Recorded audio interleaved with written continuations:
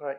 Now, journeys are very personal, and but they are, at the same time, they are also shared. And my search for purpose has been one big search party. Right. It's really about doing life together.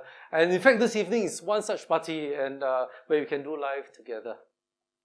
Now, over the May Day weekend, just about 12 days ago, we had an art and stories woven exhibition entitled Sama Sama, or Same Same, right? That took place in the workers' dormitory.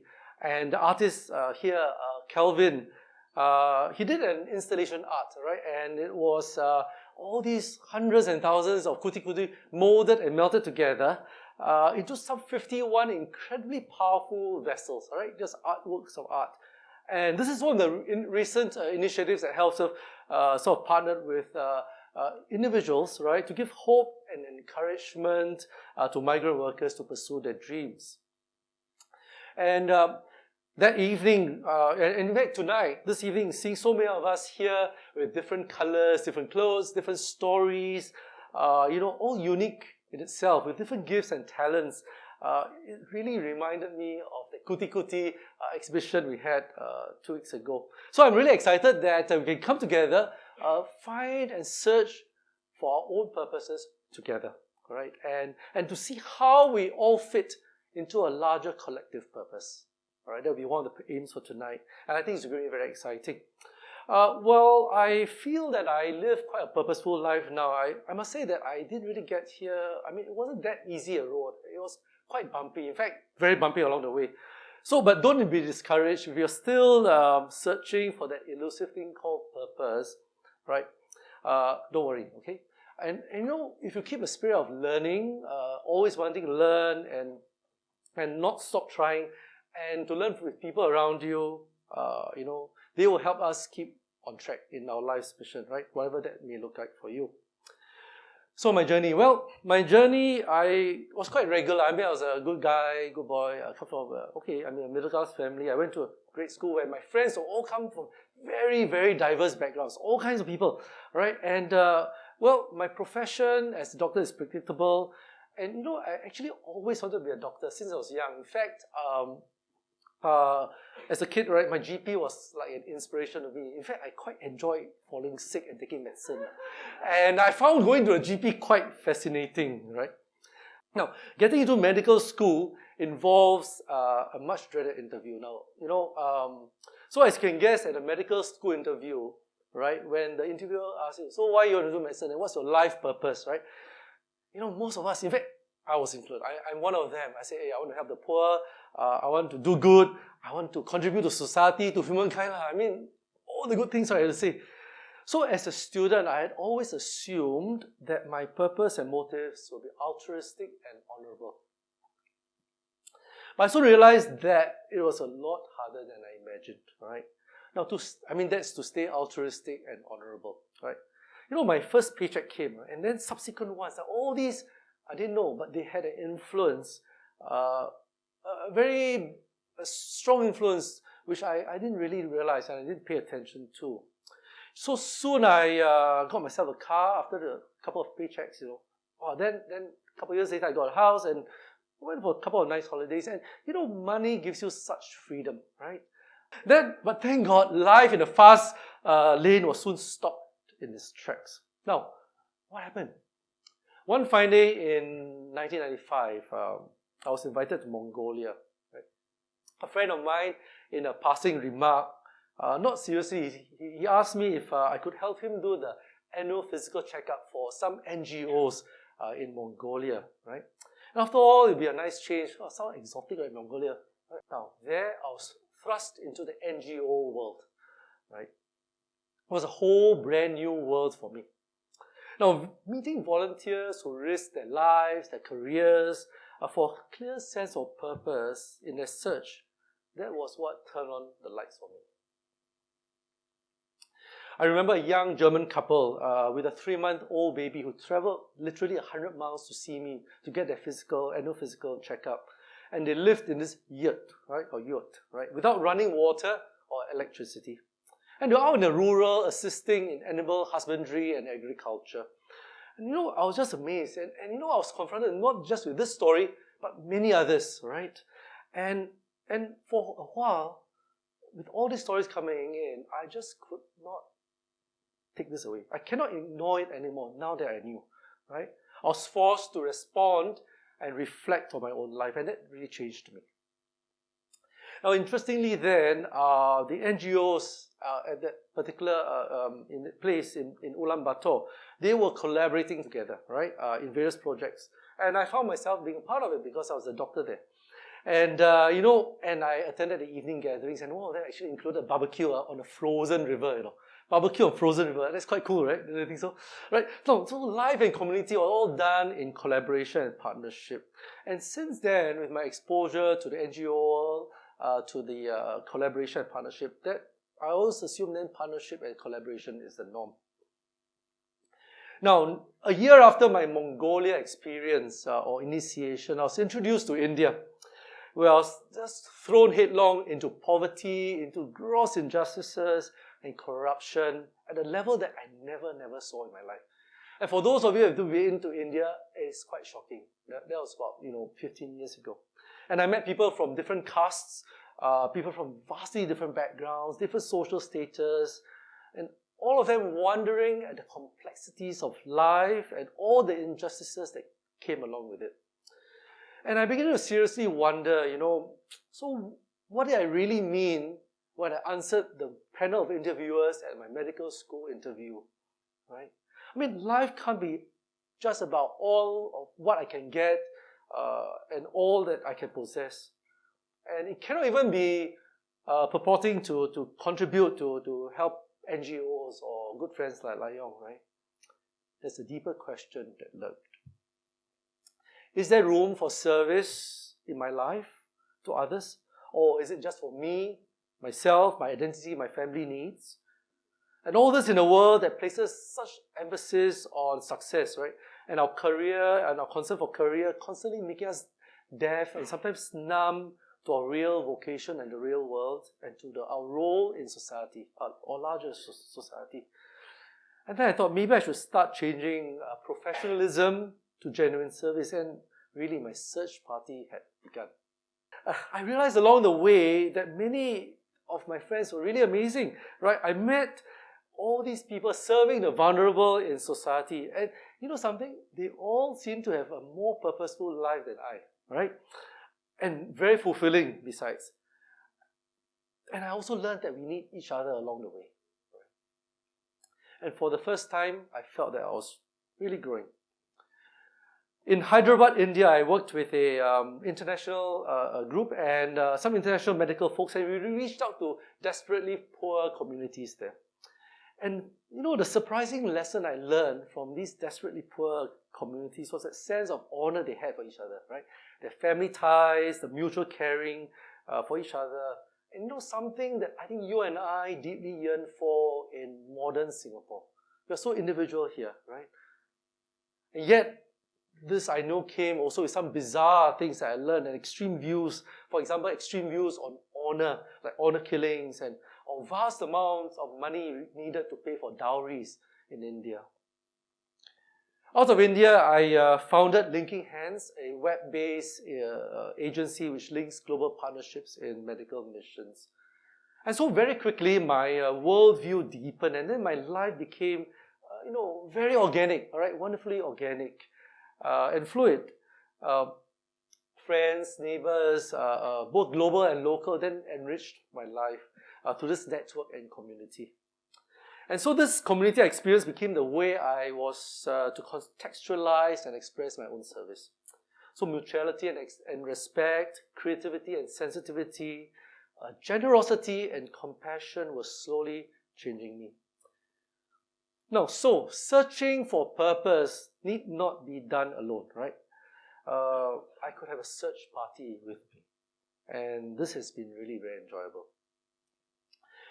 So the next thing I learned on my journey was that all the humanitarian services that I started doing didn't really have to, begin so far away like in Mongolia, right? While I had this sort of heart for the nations as well, I didn't really have to travel around the world to help all these people in need. From Mongolia to India, the opportunities that answered my search for a purpose started coming closer and closer. Until, obviously, it then came right to my doorstep, Singapore, back home. Now, one person who had been a quiet but influential member in my search party is this guy called Simon Mahendran, Dr. Simon Mahendran, a dentist. I met Simon about some 15 years ago at the International Medical Conference, and I found out that he set up a little clinic medical clinic in Little India, right? Now, while practicing dentistry in Little India, he had seen the need to bridge the gap, pun intended, right, in the medical services for low-wage migrant workers. No, so he set up a medical clinic called Karunia Community Clinic, and that was 16 years ago. But, being a dentist, right, unfortunately, he did not have all his friends who are medical doctors, right? And so he was really struggling to get volunteers. And so I met him, I said, maybe I better help him, since I'm medical. So soon I had medical personnel through the Linking Hands network beef up the migrant clinic. And I was really into it, I found purpose, a focused purpose for my life, right? These are some of my medical students, we were there recently.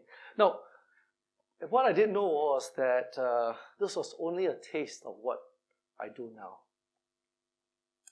So about 2 years after I helped grow Karunia Clinic, I bumped into someone called Shin Yong. Both of us were doing some tsunami work and also post-tsunami work of the 2004 tsunami. And we became good friends. And, and one fine day, after 6 months of coffee and kaya toast, right, I mentioned in passing to Shin Yong, this is what coffee does to you, right? How about we set up a clinic for migrants? Because I noticed so many migrants and so many problems, right? Let's do it something like Karunia Clinic. And Shin Yong, my friend, got so excited, right? He really got excited. And so what we did was I organized a party, right, at my home. So what I did, I invited some 15 people to my house for this party, and I shared this crazy idea. I said, hey guys, you know what I'm going to do? So after feeding them, giving them coffee, good meal, I told them, hey, look, I'm thinking of setting up a clinic for migrant workers. What do you guys think? Now, to my disbelief, they actually said, hey, this is a great idea, And so, well, that's with all the information we did. So I went around and looked around, and we chanced upon Geylang. Now, the budget we had when I found a space in Geylang was $1,000. So in my own naivete, right, in my own simplicity, I thought, since a doctor's stethoscope, I already have one, so free lah, right? Then I can get my friends to donate the medicine, all my friends I know, and then, then maybe I get a second-hand table, second-hand aircon. That should cover it. No planning, no blueprint. So it was just a few of us wanting to make a difference to the lives of these forgotten migrant workers and doing what we know best. In our case, was medicine. But soon I realized that actually a simple GP clinic, right, just giving out medicine is not going to change the whole world, right? It's not going to make even a major difference in the life of the migrant worker. Solve their problems. And also, it may not even give me purpose, right? It's going to take a lot more. Now, one of the first patients I saw was this guy called Chen Chunliang, right? He had come to see me for a headache, and the first thing he said to me was, "Doctor, I want to kill myself." So I said, "Oh, cool, you're going to kill yourself. What do I do?" Right? Now, when a patient tells you he wants to kill himself, you have that moral right to be with him and make sure he doesn't get out of your sight.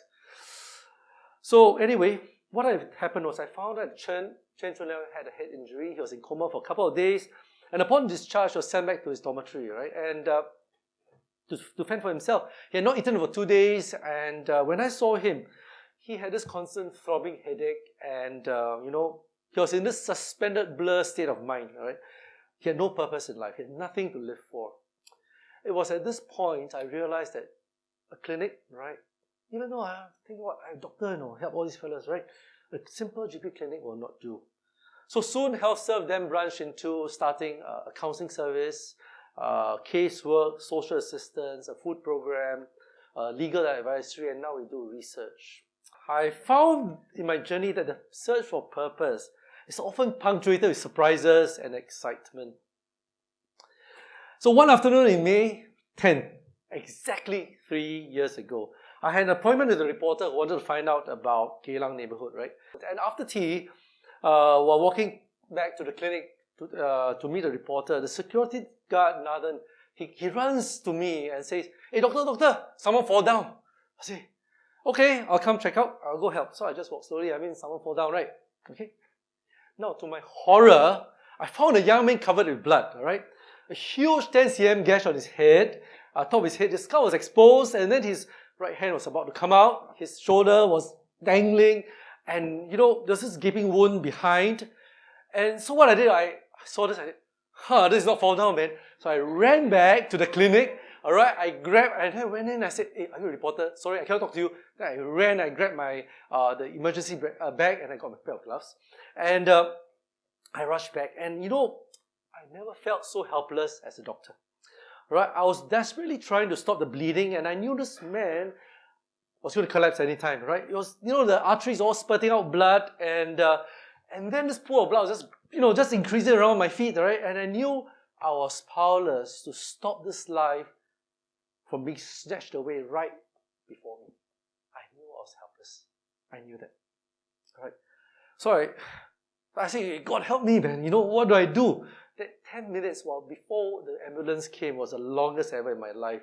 The ambulance comes and takes away this guy collapsed in the meantime. I couldn't even get a drip in. Takes this guy called Chi Bing away. Through this unexpected event, I realized that I had so little compassion for my global Singapore neighborhood. You see, it came as a rude awakening, a rude shock for me. Somehow I had mistakenly thought that, I had so much compassion for the poor in Mongolia. I felt for the little street beggar in India and in China. And I thought I had a clear purpose for helping the poor, right? And since I have this wanting to help the poor, compassion would come naturally. Actually, the lesson learned is this: be prepared to respond to the needy and injured at any time. I realized I wasn't quite prepared to be put smack right in the path of this dying man. I was forced to reflect, right? Believing and wrongly believing that I had figured it all out. Because after all, I set up HealthServe already. I thought I figured it out. I was wrong. Well, thank God that this guy called Chi Bing survived. And one of the important lessons I learned in this journey is that there's always something to learn, right, from those at the margins. And that will take us to another person I met, another precious lesson, a man called Mr. Yin. Now, Yin comes from, came from Shantung, China, right? And he paid some 40,000 RMB, right, to an agent, about Singapore $8,000, right, to a Chinese employment agency, and to get a job in Singapore. So he comes to Singapore, and he was working in a lift shaft, drilling, right, lift shaft. And after 3 months, right, earning barely 20-something dollars a day, right, in the lift shaft, he lost most of his hearing, right, He was thrown out, right, and then he was found wandering the streets, right, deaf, penniless, helpless, homeless, right. And he wandered the streets of Goh Wei Leong, and guess what? Some street walkers found him, and they gave him food. Right. But after a week, they said, "Hey, this is not sustainable." Right? They said, "Hey, maybe you go over that side, cross the road there. There's one clinic we know. Maybe you can get some help there." Right? So he came over. Very soon, Yin Sensen, became a member of our community. Right? And his hearing problems were treated by a friend, ENT friend of mine. And after a long 12-month wait, right, he finally received his workman compensation. Now, before returning to China, right, he approached me wanting to give HealthServe some money, a small percentage of what is paid, and he was being paid his compensation. It was quite a lot of money to us. And he went round to our team members and said, "Hey, I really want to give this gift to HealthServe," right? And of course, everyone said, "Hey, no, we can't take our money. I mean, we have to serve you, right?" Then he came to me. I said, no, I can't take him. I was really certain, very adamant that I will not take the money. And then he came to me and said this, the day before he left, he said, "Doctor, I'm a member of this community, right? And unless you accept this gift, I'm not a part of the HealthServe community. And besides, if you're my brother, you must accept this gift."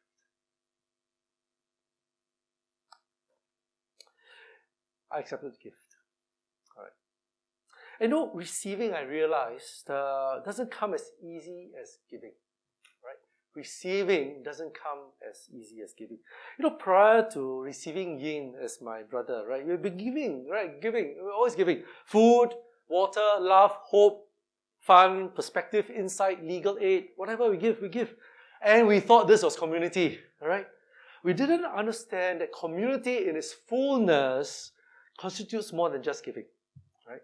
It is only in receiving that we allowed Yin and many others after him to truly become a part of our community, a whole and generous community. So through this, Yin was affirmed as a member of our community when he was allowed to meaningfully contribute and simultaneously discover his identity and his purpose in life. When we accepted his money, or when I accepted the money, it was a major paradigm shift because we had been so accustomed to giving and helping others and never needing help, right? We felt vulnerable, right, when in receiving. But then I never felt so liberated from the shackles of this patronizing NGO, right? So we learned that while we are usually hosts, we can also be blessed by becoming guests. Now, our ability to receive recognition, our ability to receive gives us recognition and also restores dignity, right, to those we help. Now, Yin has since returned to China, and what he did was quite amazing. He started a small barber shop, all right, with the little money he had, and we learned from him, right? So, HealthServe now, with this experience, we are much more relational, and we happily celebrate generosity by receiving, right, gifts from the people we serve. Yin has taught me a lot, right? He taught me about generosity, but he also has reminded me that our purpose and meaning in life, right, is often so vulnerable, right? Vulnerable to attack from within and from without. And in fact, purpose is most resilient, right, when found in community. And a search party with fellow human beings makes life safer, richer, and more purposeful. So while each of us, we experience the different realities of our lives, what we can do, we can come joyfully together and draw strength from our collective purpose. 6 months ago, HealthServe opened our third clinic in the Bandai dormitory. And one of the first few patients to see us is this guy called Mukul. Alright, he's a young Bangladeshi construction worker who had come to Singapore in 2008. Now, as the eldest son of the family, with two younger siblings, Mukul was determined to make good in life, right? Having come from a desperately poor village. So when I met him and a few of us, we asked him, so Mukul, what do you do? He said, well, I work in construction. Very hard work, sir, he said. So then I asked him, so what do you do in your free time, right? Now, I expected him to tell me that he watches video, plays cricket, or has a good smoke somewhere. But instead, he tells me, I write poetry. I nearly fell off. I said, okay, you write poetry. And he said, every day, hard work must I do. Work finish, I cook, eat, shower, I change clean clothes. After that, I go to my room, my bed, I write poetry.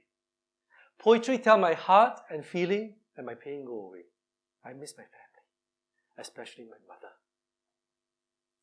I was surprised. I was really surprised. I thought of my well-educated Singaporean friends, way richer than him. Some of them even doctors who would just noir in front of the TV, right? Watching mind-numbing videos, playing games, and in their home entertainment systems, or some of them will seek out some online retail therapy or something.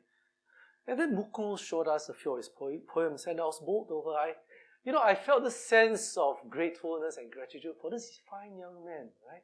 All the way from Bangladesh, a migrant worker, someone who writes so beautifully. Mukul volunteers almost every week at the HealthServe clinic in Mandai. What he does is he does translation for us, and at HealthServe we practice something called ABCD, right? I know Central does ABC, right? We got one more, D, right? ABCD, or asset-based community development, all right? Here, we believe that every individual, right, in the community, no matter how disadvantaged or vulnerable, has something to contribute back to society. Mukul and many others, and other volunteers, they do things like translation, take blood pressure. The Chinese will be teaching Mandarin, and some of them will be helping us pack medicines. And Mukul tells everyone that the life-giving highlights of his week, right, every painful week, is his time with HealthServe serving. And this is evident by the number of friends of his who came, right, both Singaporeans and Bangladeshis, who came for a book launch 10 days ago. I want to be king. I want to be king. King of society's day labourers. King of street children. King of mother who lost her son. I want to fight against these people, taking back the food of day labourers, taking back the smiles of farmers. I want to announce war on them. Enjoying time for society's losses, I want to stand firm against them.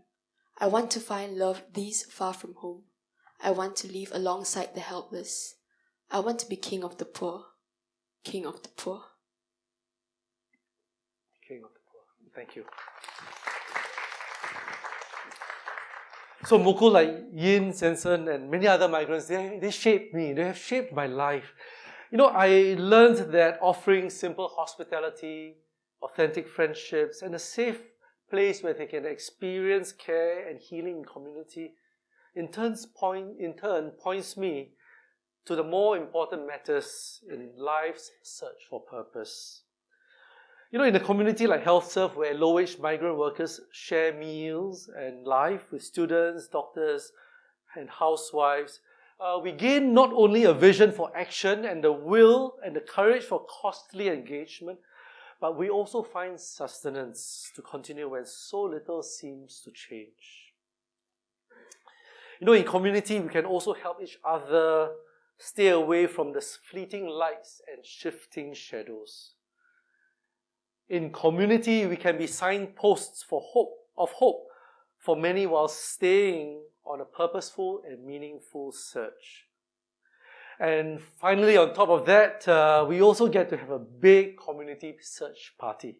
Right? So, well, thank you once again for being a part of my journey, and it's been special to share this time with you. Thank you very much.